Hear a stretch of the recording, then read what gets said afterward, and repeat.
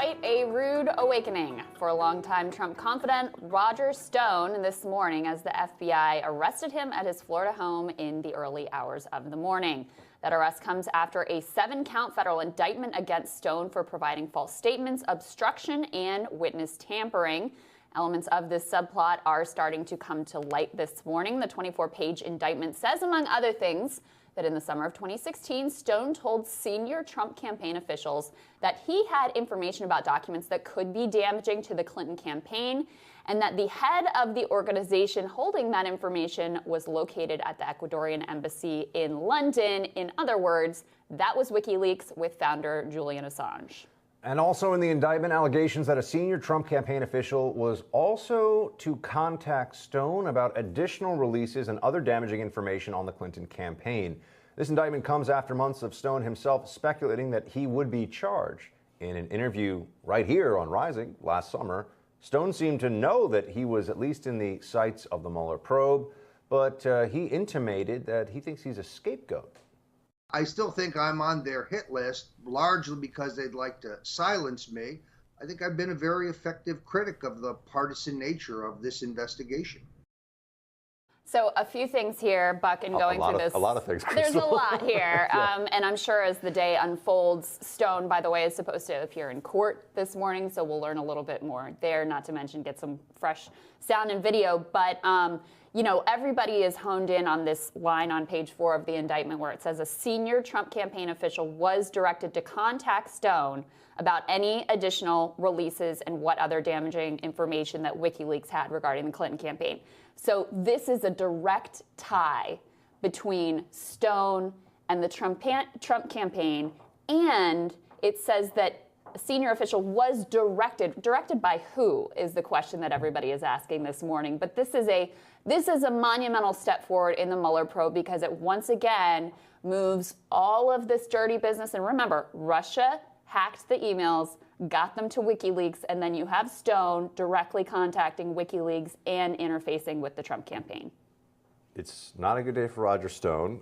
There's obviously going to be a lot of conversation whether, look, there's going to be two schools of thought or two really sides of the argument on there's nothing in here about collusion. Trump's is going to say that. I mean, any moment now you're going to see a tweet from the president. No collusion. No collusion, which is true. So then it will be an argument. About that. Well, I mean, there's no actual charge about collusion. I mean, there's nothing that's actually a criminal charge that involves either. Conspiracy would be the charge. There's nothing about conspiracy to defraud the United States government or anything else. So it's not in this indictment. So then what people will say is, okay, is there going to be a superseding indictment, which can come later, where they say, oh, actually, by the way, we drop all this other stuff. People are going to, on one side, are going to say that, whereas on the other side, though, they'll say, look, if you had anything that you could get on the record here as part of this indictment to make it actually come full circle with the campaign involvement, campaign direction, you would want to get that in this indictment. So people are going to argue, and neither side is going to be right because we have to see what actually ends up happening. But those are going to be the two core takeaways for the bigger issue of, is there collusion? Is what is going on here. By the way, I mean, a little more color from this indictment. I mean, they have him really dead to rights here in terms of the charges of lying and obstructing justice that have been leveled against him. They've got emails, they've got text messages in here. One that grabbed my attention, there's Godfather references. I mean, Stone is a very colorful character, and the communications with him and others were very colorful. In one exchange, he's talking to an individual person who is believed to be Randy Credico, who's long been sort of affiliated in this WikiLeaks mess. So Stone replies to Randy Credico when Credico is asked to come in front of the special counsel, stonewall it, plead the fifth, anything to save the plan, ... Richard Nixon. There's a lot of very damning information. Stone clearly lied and wanted to cover something up, which, you know, if there was no collusion, if there was no there, again, why are you lying about everything that happened if this was all nothing to see here? Well, I mean, I can't even begin to pretend to know what was going on with Mr. Stone. And that interview we had with him, you recall, because we did it together, was...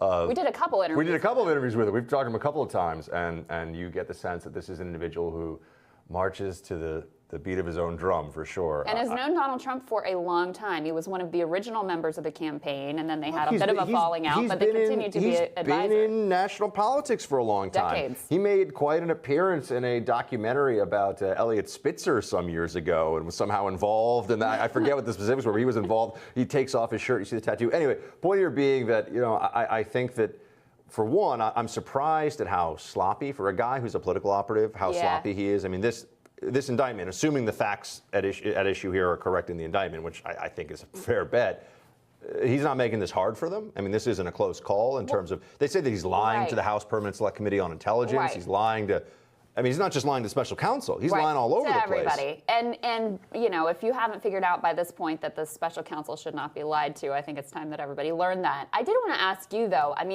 this was very aggressive. FBI agents, multiple FBI agents, pounding on the door, armed in bulletproof vests, et cetera, at 5, 6 a.m.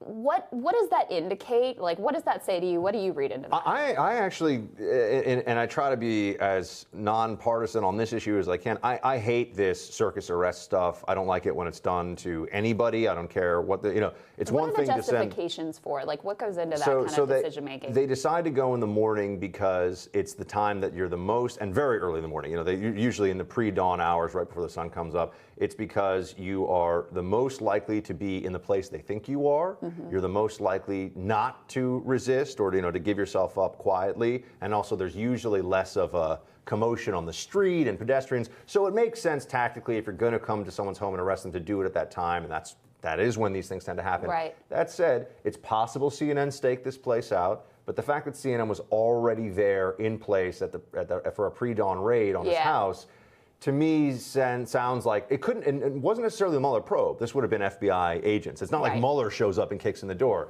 Someone in the FBI probably tipped somebody off, and I don't like the circus arrest aspect of this. This shouldn't be, the arrest itself should not be for the general public's entertainment, because this guy is probably going to prison for a while. What about the difference between, in certain cases, they would just notify you through your attorney, you've been indicted. You turn yourself in. And you turn yourself in. Yeah. So what is the decision-making around going with this very aggressive early morning approach versus just, let me tell your lawyer and you can come on in? I've been in the room with law enforcement officials when they've had talks about how they're going to go and get somebody like this. And, it comes down, do they think the person's a risk? There are some legitimate criteria. If the person says they're going to turn themselves in, are they going to, or are they going to pull an OJ and all of a sudden they're not actually turning themselves in? Or maybe destroy evidence as well, there's a lot of real reasons, but then there's also sometimes we want to make a statement here. Preet Bharara, for example, who's now a CNN analyst, was pretty famous for holding press conferences about indictments of white-collar criminals, and people were like, why are you doing that? It's because he wanted to make he wanted to make a very public statement about what he was doing, which some people really liked, some people really didn't like. And send a message to other people. That's right. It was a deterrence of the prosecution in the public mind was part of the justification. People also thought he was grandstanding. But the situation here, I think, is that people wanted to. They wanted to get Stone was going to get got, and he did. Yeah, that's what happened. But I do think the big question that lingers coming out of this indictment is who was it that directed a senior Trump campaign official to contact Stone, because that is the direct link between the highest levels, including potentially the president of the Trump campaign and WikiLeaks and Russia. So. We learned a few more nuggets this morning. I'm sure we'll be learning more as the day goes on. We need another Roger Stone interview, but I don't know if he's I think he's a little busy this morning. I don't know if he's going to be giving them. Coming up on Rising, what the Stone arrest could mean to the president. The shutdown face-off continues with neither side budging. And GOP senators lashed down at Vice President Pence before that shutdown vote, actually a pair of votes yesterday. The Hill's editor-in-chief Bob Cusack debriefs us on all of this next.